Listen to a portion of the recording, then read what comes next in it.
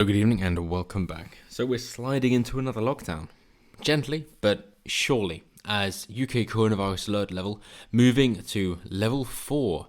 Yes, they've decided to have the 5 different levels reenacted from March, and they've put into level 4.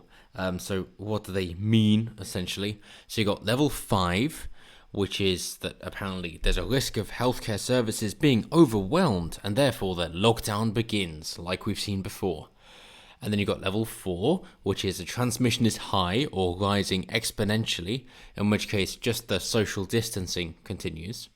And maybe some other measures like restaurants and pubs closing at 10 p.m. and with their curfew, as we're seeing now. And then you've got level 3, which is that the virus is in general circulation, so you've got the gradual relaxations of restrictions. Yeah, very precise there, fantastic. Level 2, number of cases and transmission is low. What does that even mean? So minimal social distancing, enhanced tracing. You're not getting away with anything. And then level 1, COVID-19 no longer present in UK. So you've got routine international monitoring. So yes, even when it's no longer present, the monitoring is still there. Don't you think you're getting away with it that easily? Because, it's still going to be there. But even with their level 4 point, that I still believe that we've already had this lockdown. We've already had it once. It seems that given that then you've got the relaxation and you got a second wave, it suggests that the original lockdown was utterly bloody pointless. What did it do? I mean, maybe it lessened the amount of people going to the hospitals with COVID-19, but also lessened the amount of people going for cancer screenings, in which case more people died because of the deferred treatment than actually from COVID-19. So first step, it's a failure. Secondly, so we interacted in the same small spaces in supermarkets without face masks, and apparently there wasn't a problem. So face masks are unnecessary. Right, cool. Another failure. And then third and finally, once we lift back out of it, the cases seem to rise again, and we can't keep the lockdown going indefinitely because of the economical impact, in which case, third and finally, also a failure. And yet they're thinking, well, maybe we should do this again. Are you fucking kidding me? Do you not understand what individual liberty is down to? Do you not understand that maybe an individual might decide, hey, okay, you're taking away my livelihood. You're taking away my ability to live, survive, just even exist. And yeah, I think that's actually more important. I would much rather face the possible wrath of this coronavirus disease. If I die, so be it. I couldn't make a business work otherwise. If I live, hooray. It clearly isn't that much of an issue. And you should be able to get individuals to decide for themselves. Of course, seeing as the UK, from the Second World War, have already embraced socialism in a socialist health service, then no, you're not allowed to do that, because you cannot opt out of this health service because it is mandated by law. You try to opt out, men with guns will take away your freedom and lock you in a cell. Yes, that's the national insurance tax. So don't you start thinking we're living in even a remotely right-wing country, because even when it comes to healthcare, which is the most bloody important thing, you cannot choose your healthcare. You will have some unelected bureaucrats deciding if you live or die. That is the United Kingdom, and it has been for decades. So no, it is not a capitalist utopia. It's getting closer and closer to a socialist shithole. But that is where we stand. So, then you might be thinking, well, if we do get a second lockdown, what is going to happen then? Well, of course, you get people who are unable to work, in which case they're unable to get an income, in which case they're unable to pay for their families. And then you got, you got that £500 booster, which should last you at least 2 weeks, and that'll definitely do you, because you're definitely not earning more than 12 grand a year. In which case, if this is supposed to be, UBI, Universal Basic Income, is this what then supposed to help the people who aren't paying tax in the first place? What the fuck sort of bribery is this? And then of course you're going to punish employers for saying you don't want to work, well then we don't want you here, but you're not allowed to do that.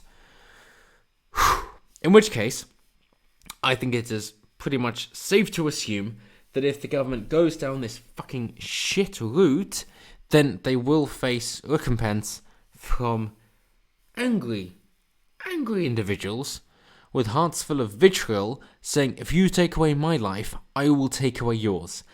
And yes, of course, you'll get civil unrest and riots as to be expected, but I also think that before that, you're going to get COVID-related terrorist activities. I would not surprise me in the slightest if you're telling people that you are going to take away their livelihoods, their way of living, and not give them any recompense whatsoever.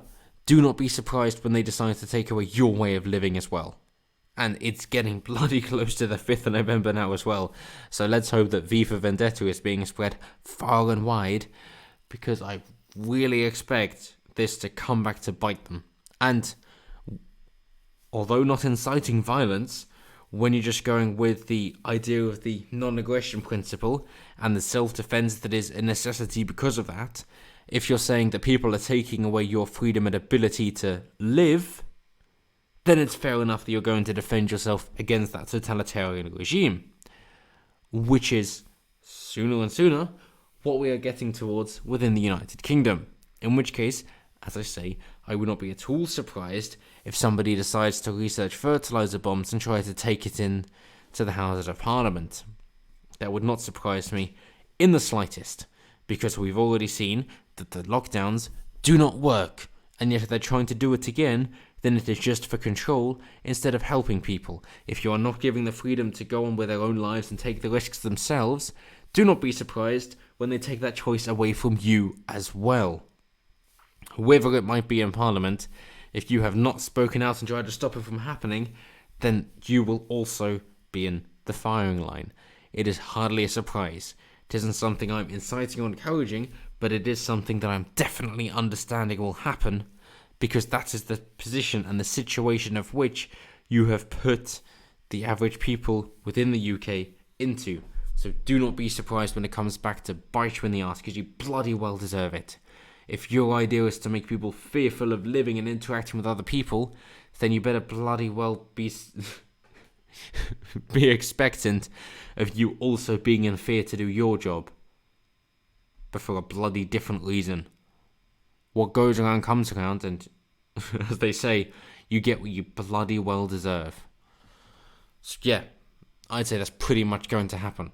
And as they have their analysis by Nick Triggle here, that they say infections are still rising, although some experts question whether the situation is as dire as Professor Chris Whitty and Sir Patrick Vallance set out when they raised the prospect of 50,000 cases a day by mid-October. The idea that it is just going to double every 7 days, which it likely isn't. Given as we see this graph here, if we have got the exponential increase, then it's going to go way above, instead of going at the same rate of Spain or France, for example. And, of course, cases don't really bloody matter. What matters would be the deaths, and it seems to be what they're saying here, with a 50,000, about 400 deaths per day, that you're facing around a 4% fatality rate,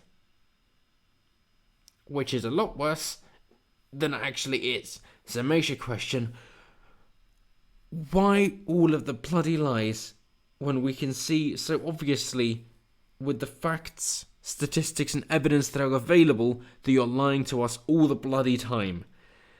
At this point, I'm sure I'm not the only one, but there was definitely a greater feel of this to go, this isn't about the coronavirus, is it? This is about some other idea. And yeah, I don't really wish to agree with that. And believe it or not, a fucking conservative government has shot themselves in the foot, because you're going to have the leftists who hate them anyway and think that they're fascists, which is ironic because that would be far left, but whatever. There's some cognitive dissonance going on there. And therefore would hate them for being authoritarian. And then you've got the actual right-wingers who just want to be left alone, who are going to hate them for being authoritarian. So they're really screwing themselves over here. So I don't know how long it can continue. But it seems to be that you had the Brexit vote and you also had Donald Trump being elected, and therefore the globalists thought, yeah, we're going to have to control the population some other way because they don't seem to be responding to our subversive impulses. How about a global pandemic? Perfect. That seems far more likely than this just being, such a surprisingly spontaneous endeavour. And that's where we are. But hey, as always, let me know what you guys think down below. If you think that, hey, no, this is definitely a serious thing and we should just follow what our overlords are telling us because they always know best. Or if you think, yeah, the first lockdown was a failure, and if we do another one, then, the Houses of Parliament are going to be a target. Let me know either way. Always intrigued to hear what you guys have to say. And as always, until next time, have a good one.